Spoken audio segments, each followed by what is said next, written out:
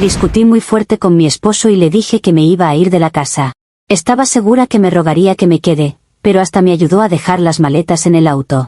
Me vi parada en la acera, con las llaves del carro en la mano, mientras una grúa se lo llevaba como si fuera cualquier cosa recuperada de una deuda. El agente inmobiliario fingía leer papeles para no mirarme y yo sentía los teléfonos apuntándome, grabando mi cara. Para entender cómo llegué hasta esa humillación por un simple arranque, tengo que retroceder al momento en que creí que estaba ganando la pelea. Esteban y yo siempre fuimos ese tipo de pareja que discute, grita, dramatiza y al día siguiente sigue funcionando como si nada. Llevábamos 8 años juntos y, con el tiempo, yo me acostumbré a que cada vez que yo subía el tono o hacía un ultimátum, él terminaba cediendo. La casa era de alquiler, sí, pero yo la sentía mía. Yo había elegido las cortinas, la vajilla, los cuadros que combinaban con el sofá, hasta la alfombra del pasillo. Él era el que firmaba contratos, pagaba servicios y hablaba con el dueño, pero el espacio tenía mi sello, mi gusto, mi presencia. Desde el principio todo estuvo a nombre de él porque su trabajo lo exigía. Él trabajaba en una compañía de logística, siempre hablaba de contratos, de clientes grandes, de entregas importantes. Le dieron un carro de empresa y una tarjeta corporativa para gastos de representación. Lo lógico, para mí, fue que esa tarjeta también sirviera para el supermercado, alguna salida a cenar, mis uñas, mi peluquería, mis cosas. Yo nunca lo vi como un abuso, sino como una extensión natural de ser su esposa. Si en algún momento alguien comentaba que todo estaba a nombre de Esteban, yo respondía que el papel era de él, pero la vida era de los dos. La noche de la pelea empezó con algo mínimo, como siempre. Llegó tarde otra vez, cerca de las 11, sin avisar, sin mensaje, sin nada. Yo ya tenía el plato de comida frío tapado en la cocina, la serie a medias y esa sensación de que el tiempo de los demás valía más que el mío. Apenas escuché la llave en la puerta, el enojo que venía acumulando toda la semana se me subió a la garganta. Ni siquiera le di margen para que colgara la chaqueta, entré directo al ataque. Recuerdo que él entró a la casa con esa cara cansada de siempre, revisando el celular, y yo ya estaba parada en medio de la sala. Le solté que parecía un roommate con sueldo, que yo no era un mueble más esperando a que él se dignara a aparecer, que si tanta carga le daba tener una esposa que reclamaba, pues que dijera y se acababa todo. Él se quedó mirándome unos segundos, sin responder, con los brazos cruzados. Esa calma suya siempre me sacaba de quicio porque parecía que yo era la loca gritando sola. Yo empecé con los reproches largos, recordándole todas las veces que había llegado tarde, todas las promesas de «voy a mejorar el horario», que nunca se cumplían. En medio del discurso, lancé el comentario que siempre lanzaba cuando quería que reaccionara. Dije que ya estaba cansada, que quizá lo mejor era irme, que a ver cómo le iba llegando a una casa vacía. Lo dije con ese tono de desafío que esperaba que lo desarmara. Él respiró hondo y solo dijo que si de verdad me quería ir, que me fuera. Sin levantar la voz, sin suplicar, sin siquiera cambiar de postura. Me fui a dormir con esa mezcla irritante de rabia y expectativa. Por dentro pensaba que él estaba actuando, que en cualquier momento vendría a la habitación a decir que no quería que me fuera, que habláramos, que bajáramos la voz. No vino. Se quedó en la sala, escuché la televisión un rato y luego silencio. En mi cabeza, eso solo significaba que la escena dramática que yo había armado no había sido suficiente y que al día siguiente tendría que hacer algo más contundente para que entendiera lo en serio que iba. A la mañana siguiente, el ambiente era rarísimo. Esteban se levantó temprano, preparó café, dejó la taza en la mesa como siempre. No hizo comentarios sobre la pelea, no preguntó nada, no dio señales de querer arreglar. Yo empecé a meter ropa en una maleta, primero un poco para mantener el teatro, después más y más, casi para demostrarme a mí misma que tenía el control. Cada prenda que doblaba era una forma de decirle que no estaba jugando. Esperaba escucharlo decir que estaba exagerando, que no hiciera eso, que habláramos.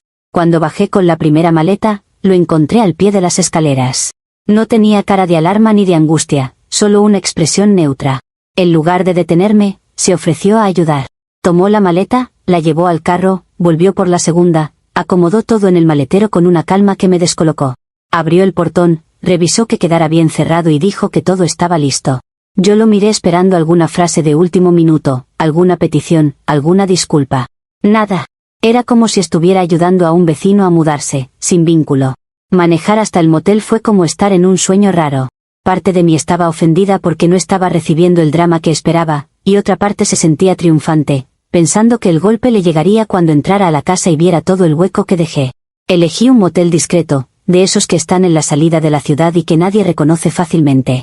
Me registré usando mi apellido de casada, pedí una habitación con garaje y me encerré, diciendo que necesitábamos espacio y que ahí lo tendría. Pedí comida a la habitación y me senté en la cama con el celular en la mano.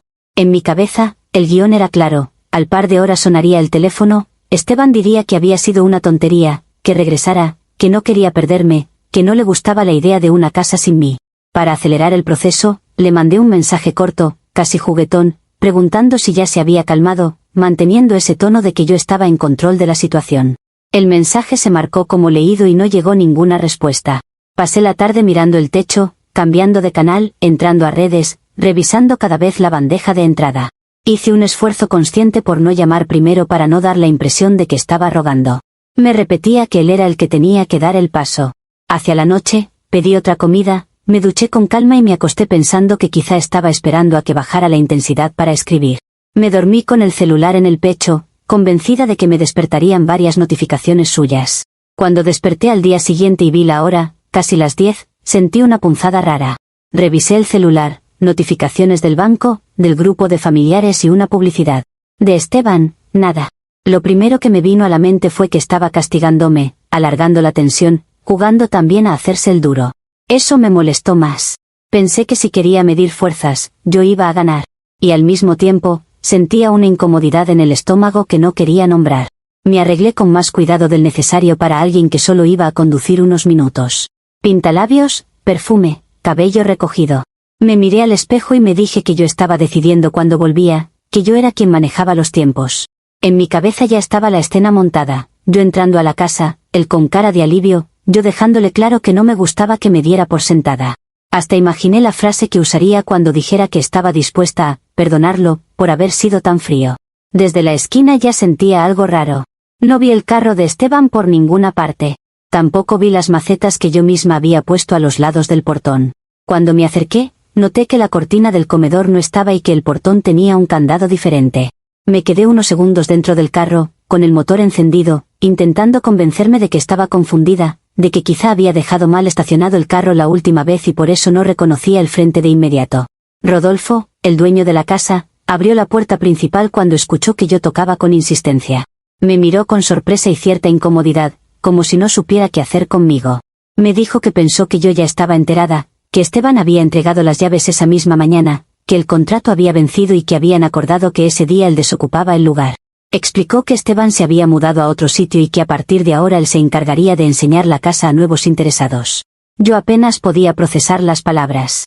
Le dije que mis cosas estaban adentro, que esa casa era mi hogar, que tenía todo ahí. Rodolfo respondió que, hasta donde él entendía, lo que quedaba eran cosas que Esteban consideró basura y que ya se había llevado todo lo importante. Yo sentí que alguien me arrancaba el suelo bajo los pies. Miré hacia adentro y vi movimiento, cajas, gente que no conocía midiendo paredes. Era como si mi vida hubiera sido desarmada en pocas horas y entregada a desconocidos sin que nadie se molestara en avisarme. Me quedé pegada a la reja con las llaves en la mano, sin saber qué hacer. Subí al carro, bajé, volví a tocar, lloré un poco sin querer hacerlo delante de Rodolfo. Al final, él solo repitió que lo sentía, que no podía dejarme entrar, que el contrato estaba a nombre de Esteban y que legalmente él ya no vivía allí. No había nada que yo pudiera mostrar para contradecirlo. Ni una factura a mi nombre, ni un documento, nada. Toda mi presencia en esa casa era decorativa.